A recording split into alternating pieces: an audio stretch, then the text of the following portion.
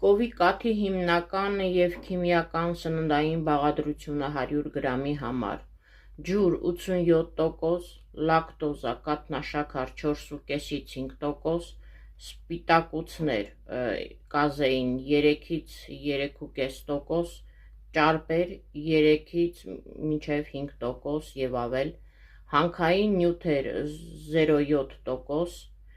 կաթի սպիտակուցները կազմում են 80%,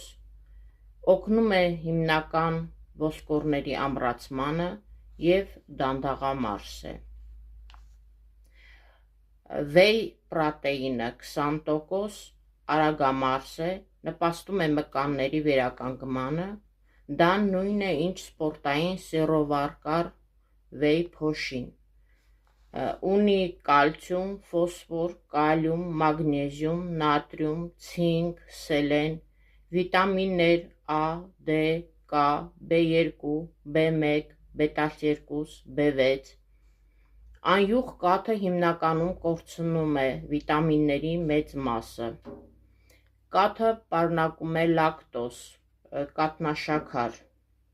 որին քայքայելու համար պետք է լակտազ ֆերմենտը, մարդիկ կան, որ այդ լակտազ ֆերմենտը չունեն և դրա համար աղիներում առաջացնում է գազեր և սուր ցավեր։